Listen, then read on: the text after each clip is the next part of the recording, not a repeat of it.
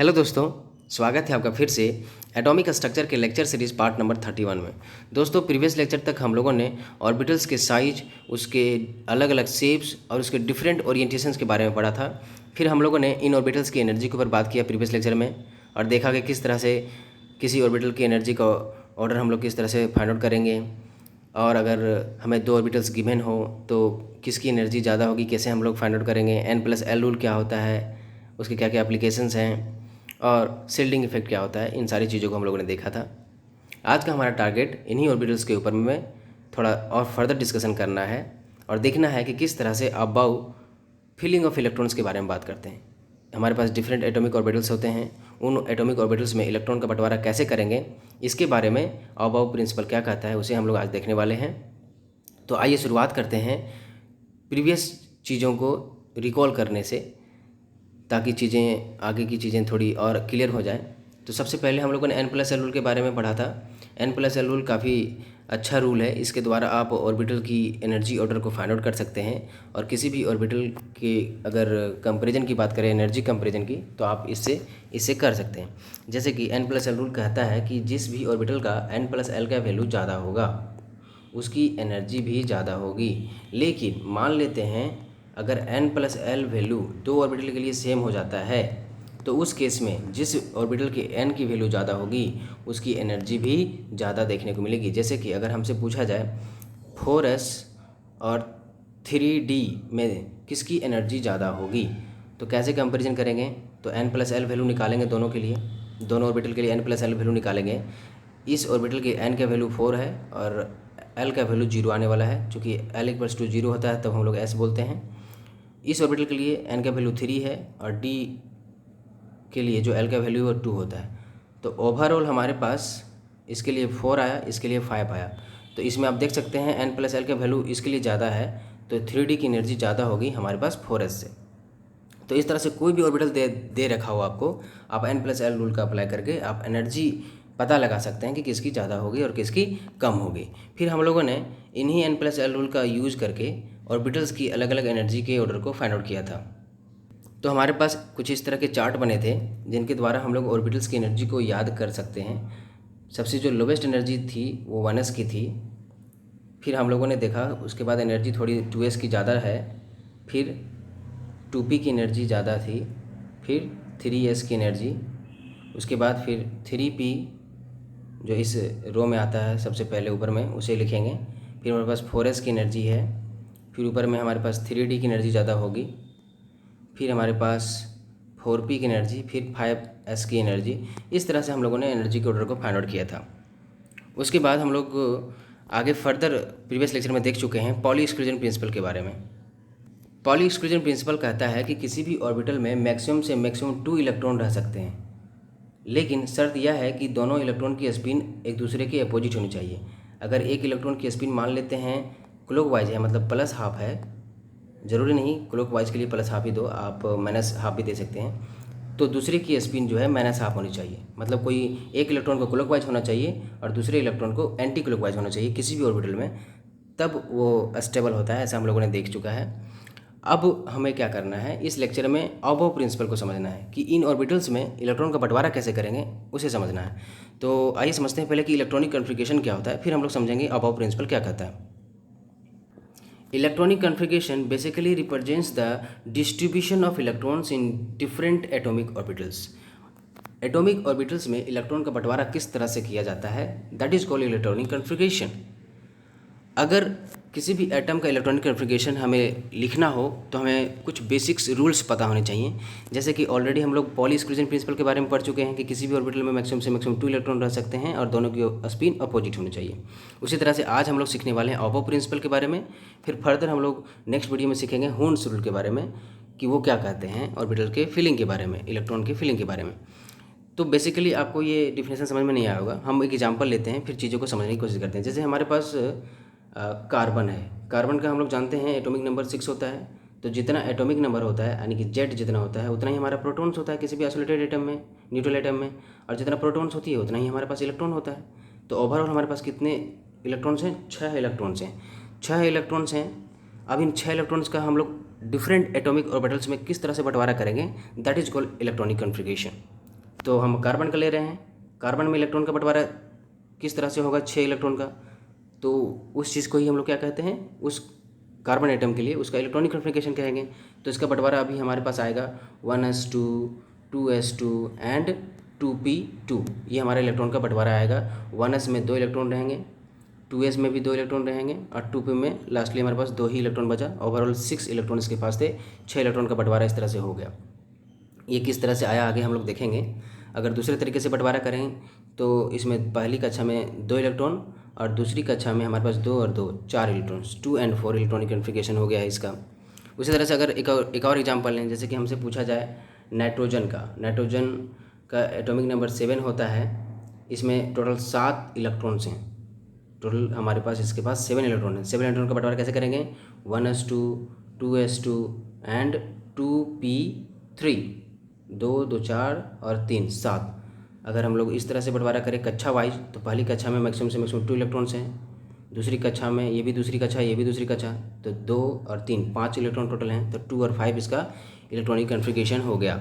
उस तरह से अगर हमसे पूछा जाए ऑक्सीजन का किस तरह से इलेक्ट्रॉनिक कॉन्फ़िगरेशन लिखेंगे, ऑक्सीजन का एटॉमिक नंबर 8 होता है। मतलब इसमें 8 इलेक्ट्रॉन्स हैं। 8 इलेक्ट्रॉन का कैसे बंटवारा करेंगे, 1s2 2s2 2p6, sorry 2p4 हो जाएगा हमारे पास। 2 2 4 और 2 4 8 हो गया। टोटल 8 इलेक्ट्रॉन्स हैं हमारे पास। इसका अगर बंटवारा करेंगे तो हमारे पास किस तरह से होगा, पहली कक्षा में 2 इलेक्ट्रॉन कॉमा दूसरी कक्षा में कितने इलेक्ट्रॉन्स हैं, 2 और 4 6, 2 and 6। तो ओवरऑल हमारा ये क्या कहलाया, इलेक्ट्रॉनिक कॉन्फ़िगरेशन। ये बता रहा है कि इलेक्ट्रॉन किस तरह से अलग अलग ऑर्बिटल में बटे हुए हैं। तो इसी को बेसिकली हम लोग उस पार्टिकुलर एटम के लिए उसका इलेक्ट्रॉनिक कॉन्फ़िगरेशन कहते हैं। अब हम लोग समझते हैं कि ये इलेक्ट्रॉनिक कॉन्फ़िगरेशन कैसे निकाला गया। अबाव प्रिंसिपल क्या कहते हैं फिलिंग ऑफ इलेक्ट्रॉन के बारे में। तो मैं सबसे पहले बता दूं कि अबाव किसी साइंटिस्ट का नाम नहीं है। ये नीट के एग्ज़ाम में डायरेक्टली पूछ लिया जाता है कि इनमें से कौन से प्रिंसिपल है जिसका नाम साइंटिस्ट के नाम पर नहीं रखा गया है। तो आप अबाव पे टिक करेंगे। अबाव एक जर्मन वर्ड है जिसका मतलब होता है टू कंस्ट्रक्ट, या इसी को बोलते हैं टू बिल्ड अप। क्या बिल्ड अप करने वाले हैं हम लोग बिल्डअप करने वाले हैं, कंस्ट्रक्शन करने वाले हैं इलेक्ट्रॉन्स के डिस्ट्रीब्यूशन का। किस तरह से इलेक्ट्रॉन बटे हैं अलग अलग डिफरेंट एटॉमिक ऑर्बिटल्स में, उसी को कह रहे हैं हम लोग बिल्डअप करना, उसी को कह रहे हैं हम लोग कंस्ट्रक्ट करना। तो बेसिकली ये अबाव प्रिंसिपल ये बतलाता है कि किस तरह से हम लोग बिल्डिंग अप करेंगे इलेक्ट्रॉन्स का किस तरह से हम लोग लेवल बाय लेवल इलेक्ट्रॉन्स का बंटवारा करने वाले हैं। इसी को हमारा अबाव प्रिंसिपल समझाने की कोशिश करता है। तो अबाव प्रिंसिपल कहता है कि इलेक्ट्रॉन्स का हम लोग फिलिंग ऑर्बिटल्स के बढ़ते हुए एनर्जी क्रम में करते हैं। मतलब जैसे जैसे ऑर्बिटल की एनर्जी बढ़ती चली जाएगी वैसे ही इलेक्ट्रॉन का बंटवारा करेंगे। मतलब सबसे पहले जो इलेक्ट्रॉन भरा जाएगा वो सबसे लोवेस्ट एनर्जी में भरा जाएगा, 1s में भरा जाएगा। उसके बाद इलेक्ट्रॉन का बंटवारा हम लोग मतलब उसकी भरपाई करेंगे 2s में। 2s में भी भर जाएगा तो फिर 2s के बाद 2p में आता है। 2p में भी इलेक्ट्रॉन भर जाएगा तो 3s में जाएंगे। 3p में भी भर जाएगा तो 3s में भर जाएगा तो 3p में जाएंगे। मतलब अबाव प्रिंसिपल कहता है, मतलब बिल्डिंग अप प्रिंसिपल कहता है कि इलेक्ट्रॉन्स का भरना हम लोग लोवेस्ट एनर्जी लेवल से शुरू करेंगे, ना कि हाईएस्ट से। सबसे कम एनर्जी जिस ऑर्बिटल की होगी सबसे पहले इलेक्ट्रॉन उसी में भरेंगे, फिर उससे थोड़ी एनर्जी जिसकी थोड़ी ज़्यादा होगी उसमें भरेंगे, फिर उससे थोड़ी ज़्यादा उसमें भरेंगे। फिर धीरे धीरे करके जैसे जैसे एनर्जी का ऑर्डर बढ़ता चला जाएगा वैसे वैसे इलेक्ट्रॉन का भी बंटवारा उसी तरह से करेंगे। यह नहीं कि पहले 1s में इलेक्ट्रॉन भर दिए फिर हम 3s में चले गए, ऐसा नहीं करेंगे। पहले 1s में भरेंगे, फिर 2s में, फिर 2p में, फिर 3s में। चूँकि एनर्जी का ऑर्डर हम लोग देख चुके हैं, ये इस तरह से आया था। तो ये सबसे लोवेस्ट एनर्जी ये थी, फिर थोड़ी सी ज़्यादा इसकी थी, फिर 2p की, फिर 3s की, फिर 3p की। इस तरह से हमारा एनर्जी ऑर्डर मिल रहा था। तो बेसिकली ये सिंपल सा रूल था, कोई डिफ़िकल्ट रूल नहीं था। आपको 2 बातें जाननी थी। पहली कि अबाव कोई एक साइंटिस्ट का नाम नहीं है, वो एक जर्मन वर्ड है जिसका मतलब होता है टू बिल्ड और टू कंस्ट्रक्ट। तो किसको कंस्ट्रक्शन कर रहे हैं हम लोग, इलेक्ट्रॉन्स के डिस्ट्रीब्यूशन का, कि किस तरह से इलेक्ट्रॉन अलग अलग ऑर्बिटल्स में बंटने वाले हैं। तो बेसिकली अबाव प्रिंसिपल क्या कहा, अबाव प्रिंसिपल कहता है कि इलेक्ट्रॉन का फिलिंग हम लोग ऑर्बिटल की एनर्जी के बढ़ते क्रम में करते हैं। ऑर्बिटल की एनर्जी के बढ़ते क्रम में इलेक्ट्रॉन का हम लोग फिलिंग करते हैं। अब कुछ जैसे कि हमारे पास नाइट्रोजन एटम का एग्जांपल है। नाइट्रोजन एटम का एटॉमिक नंबर 7 है, मतलब इसमें 7 इलेक्ट्रॉन्स होंगे। 7 इलेक्ट्रॉन्स का बंटवारा कैसे करेंगे हम लोग अलग अलग ऑर्बिटल्स में। तो अबाव कहते हैं कि सबसे पहले लोवेस्ट एनर्जी वाला ऑर्बिटल लो, 1s मैंने ले लिया। इसमें मैक्सिमम से मैक्सिमम कितना रह सकता है, 2 इलेक्ट्रॉन्स, 2 मैंने भर दिया। उसके बाद 2s की एनर्जी ज़्यादा होती है, इसमें भी 2 रह सकता है। टोटल 4 इलेक्ट्रॉन मैंने भर दिए, इसके पास बचा रह गया 3 इलेक्ट्रॉन। 3 इलेक्ट्रॉन अब कहाँ जाने वाला रहेगा, तो 2p में जाएगा। मैक्सिमम से मैक्सिमम इसमें 6 रह सकता है, लेकिन हमारे पास 3 ही है तो मैंने 3 भर दिया।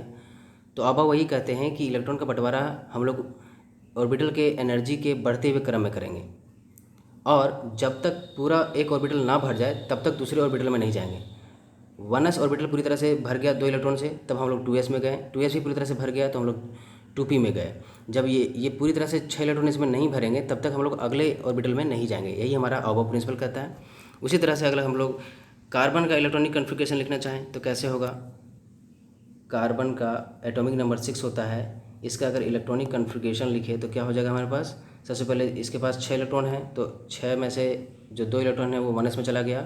फिर हमारे पास 2s में 2 इलेक्ट्रॉन चले जाएंगे, 4 इलेक्ट्रॉन खपत हो गए इसके, बचा रह गया हमारे पास 2 इलेक्ट्रॉन। तो 2p में हमारे 2 इलेक्ट्रॉन जाने वाले हैं।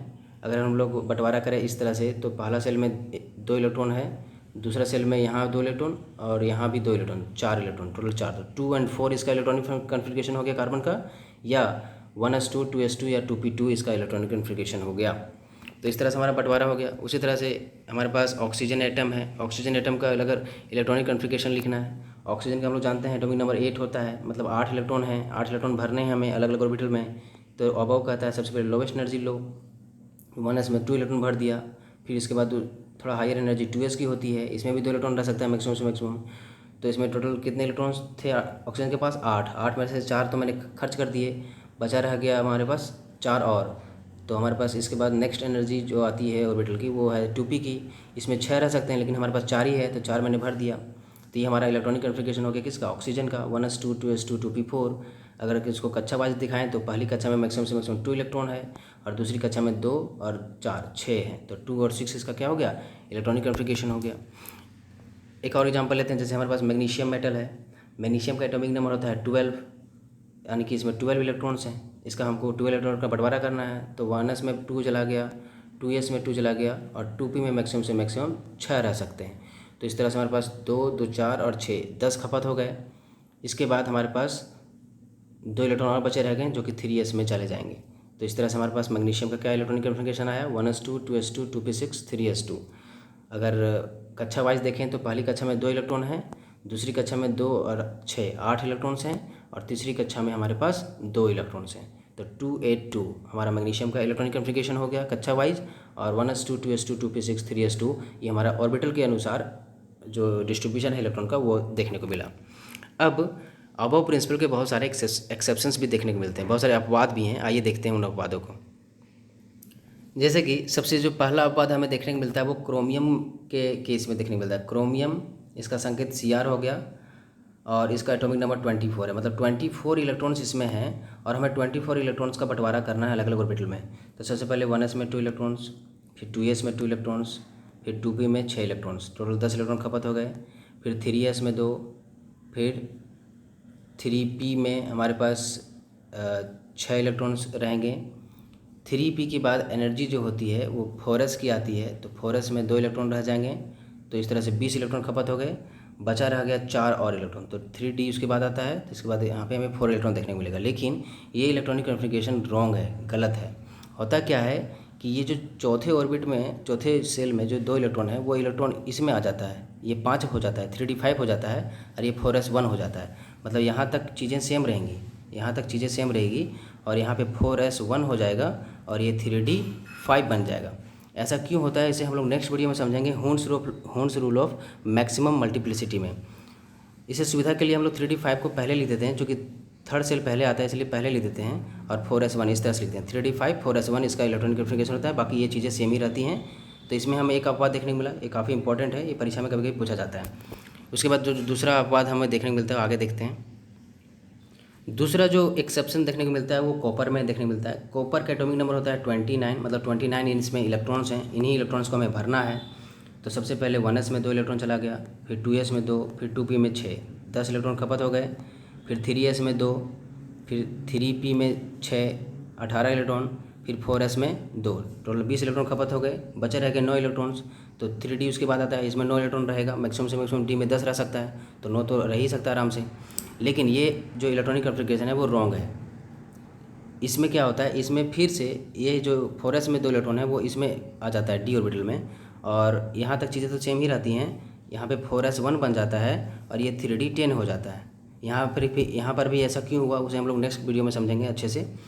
तो इसको अगर रीअरेंज करके लिखें तो 3d थर्ड सेल पहले आता है, इसलिए 3d10 पहले, फिर 4s1। तो ये हमारा इलेक्ट्रॉनिक कॉन्फ़िगरेशन हो गया कॉपर का। ये हमारा राइट है लेकिन ये हमारा रॉन्ग है। उसी तरह से हमारे पास और भी बहुत तरह तरह के एटम्स हैं जिनमें इलेक्ट्रॉनिक कॉन्फ़िगरेशन जो है वो अबव प्रिंसिपल पर वर्क नहीं करता। जैसे कि हमारे पास बहुत सारे मेटल्स हैं, सॉरी एटम्स हैं, जैसे कि मॉलिब्डेनम है, रोडियम है, प्लेडियम है, सिल्वर है, प्लेटिनम है, गोल्ड है। ये सब कुछ इंपॉर्टेंट्स हैं। तो इनमें इलेक्ट्रॉनिक कॉन्फ़िगरेशन कुछ चेंजेस नज़र आते हैं। इनमें क्यों नज़र आते हैं उसे हम लोग नेक्स्ट वीडियो में समझेंगे। तो फाइनली हम लोगों ने अबव प्रिंसिपल का यूज़ करके एटॉमिक ऑर्बिटल्स में किस तरह से इलेक्ट्रॉन का डिस्ट्रीब्यूशन होता है उसे देखा। आपके लिए एक होमवर्क है कि आप एलिमेंट या एटॉमिक नंबर 1 से लेकर के आपको 60 तक के जितने भी एलिमेंट्स हैं उन सारे एलिमेंट्स का इलेक्ट्रॉनिक कॉन्फ़िगरेशन लिखने की कोशिश करनी है। और जो एक्सेप्शनल केसेस होंगे मैं उनको बता दूंगा।